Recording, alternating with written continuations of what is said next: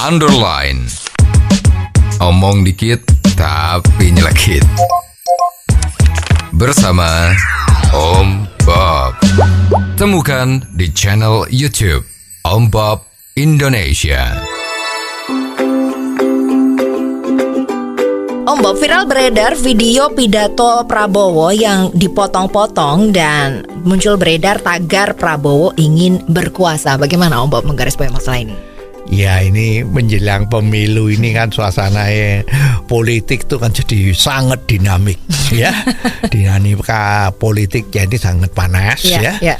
Dan biasa kalau udah seperti ini karena medsos itu kan sarana orang untuk mengutarakan pendapat dan semua orang tiba-tiba menjadi wartawan ya, menjadi jurnalis bahasa kerennya ya. Lah jurnalis itu macam-macam kalau yang di medsos ya.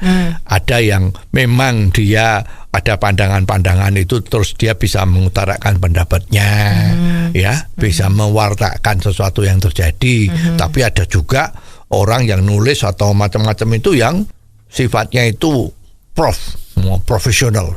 Artinya profesional itu bukan karena dia tuh fungsinya sebagai jurnalis, betul ya. Tapi profesional artinya itu bayaran, menerima pesanan. Siapa yang pesan untuk membuat berita kayak apa dia akan buat. Ya pokoknya ada duitnya dia bikin. Lah jadi pidatonya Pak Prabowo ini juga kemarin termasuk yang digarap. Ternyata kalau kita lihat dari rekaman aslinya dari pidatonya Pak Prabowo ini, ternyata apa yang diviralkan oleh tadi itu yang profesional, yang bayaran ya kira-kira itu adalah dipotong. Ada 7 kata yang dipotong. Jadi kalau 7 kata itu diteruskan, artinya tidak dipotong atau tidak diedit, maka pidato itu menjadi sangat positif bagi rakyat Indonesia. Nah, bagi yang mendengarkan juga akan bilang hebat, bagus gitu.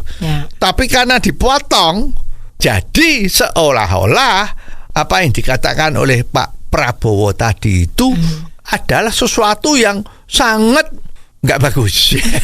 Karena saya hanya menginginkan saya menginginkan kekuasaan. Padahal yang di belakangnya itu kan kekuasaan untuk bisa membawa kesejahteraan rakyat. Jadi ada kata yang dipotong. Nah ini kan maaf ya kalau kita boleh ngomong ini yang motong ini kan kurang ajar kan. Jangan-jangan ini bilang kurang ajar juga di enggak ya memang kurang ajar katanya. Kita ingat juga kan dulu waktu zamannya Ahok ya, waktu kampanye mau jadi gubernur di Jakarta itu kan juga ada kata-kata yang dipotong kan ya, sehingga menjadi viral. Dan oleh sebab itu oleh musuh di dalam kontes tadi itu dimanfaatkan besar ya, karena ada viral video yang dipotong. Sama ya, gaya-gayanya ini seperti ini. Jadi menggunakan medsos biasanya itu profesional kan, profesional yang dibayar itu untuk membuat sesuatu, dan tanggung jawabnya kepada siapa? Tanggung jawabnya yang bikin itu. Ya bayarnya berapa, ongkosnya berapa, silahkan mereka yang rundingan. Ya sehingga akhirnya kalau zamannya Ahok itu akhirnya akan ketahuan.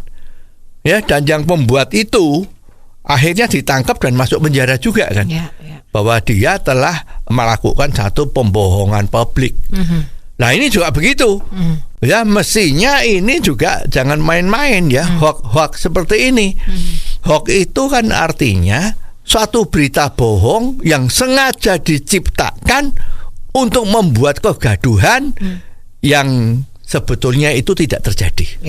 Tapi karena kebohongannya itu disiarkan terus, diposting terus, dan terus-menerus dilakukan. Jadi yang sesungguhnya tidak ada itu jadi masyarakat menganggap itulah yang betul. Nah ini kan membahayakan dong. Betul. Ya, jadi memang ini harus dicari siapa itu pembuat pesanan video yang dipotong tadi itu. Ya agar supaya janganlah masyarakat Indonesia ini dibohongi oleh hal-hal demikian yang sehingga memecah belah persatuan kita. Ini adalah suatu kemunduran yang besar bagi demokrasi di Republik ini. Oh, jadi begitu ya Om Bob. Jelas deh sekarang. Terima kasih Om Bob untuk waktunya. Sampai ketemu lagi di waktu yang akan datang. Underline. Omong dikit tapi nyelekit. Bersama Om Bob.